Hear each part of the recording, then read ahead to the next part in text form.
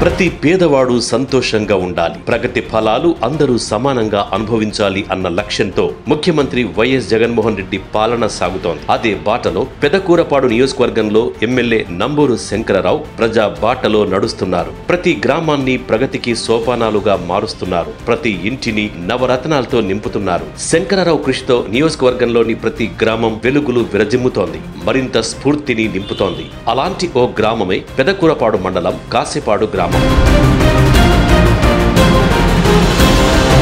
పెదకూరపాడు మండలం కాశీపాడు సచివాలయ పరిధిలో కాశీపాడుతో పాటు తమ్మవరం గ్రామం కూడా ఉంది. ఈ రెండు గ్రామాల్లో 2,07,00,000 రూపాయలతో అభివృద్ధి జరిగింది. గత 30 ఏళ్లలో జరిగిన అభివృద్ధి కంటే ఈ 5 ఏళ్లలో జరిగిన అభివృద్ధి ఎక్కువ. కాశీపాడులో 40 లక్షలతో సచివాలయం నిర్మించారు. 22 లక్షలతో రైతు భరోసా కేంద్రం, 18 లక్షలతో హెల్త్ వెల్నెస్ సెంటర్ ఏర్పాటు జరుగుతోంది. నాడు నేడు ద్వారా 41 లక్షలు ఖర్చు చేసి పాఠశాలల్లో మౌలిక వస్తువులు ఏర్పాటు చేశారు. మరో 20 లక్షలు ఖర్చు పెట్టి కాశీపాడులో సీసీ రోడ్లు నిర్మించారు. తమ్మవరం గ్రామంలో 15 లక్షలతో సీసీ రోడ్లు నిర్మించారు. నాడు నేడు ద్వారా 52 లక్షలు ఖర్చు పెట్టి పాఠశాలలో అదనపు తరగతి గదులు, మౌలిక వస్తువుల కల్పన జరిగింది. వీటితో పాటు సత్తెనపల్లి అమరావతి రోడ్డు నుంచి కాశీపాడు మీదుగా 75 తాళ్లూరు రోడ్డు పనులు జరుగుతున్నాయి. కాశీపాడు నుంచి అత్తలూరు వెళ్లేందుకు రోడ్డు నిర్మాణం జరుగుతోంది.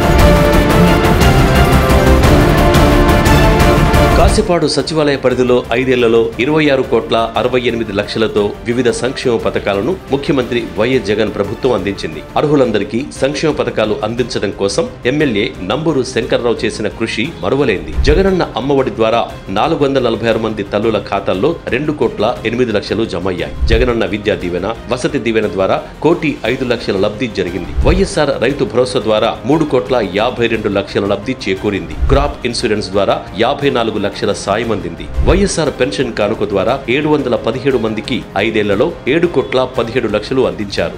వైఎస్ఆర్ చేయూత ద్వారా 53 లక్షలు, వైఎస్ఆర్ ఆసరా ద్వారా 1,85,00,000 అందించారు. కాపు నేస్తం ద్వారా 228 మందికి 1,02,00,000 అందజేశారు. వైఎస్ఆర్ ఆరోగ్యశ్రీ ద్వారా 99 లక్షలు, ఆరోగ్య ఆసరా ద్వారా 11 లక్షల సాయం చేశారు. ఇళ్ల స్థలాల రూపంలో 120 మందికి 2,95,00,000 మేర లబ్ధి జరిగింది. జగనన్న విద్యా కానుక ద్వారా 19 లక్షలు, జగనన్న గోరుముద్ద ద్వారా 32 లక్షలు, వైఎస్ఆర్ సంపూర్ణ పోషణ ద్వారా 50 లక్షల సాయం అందింది.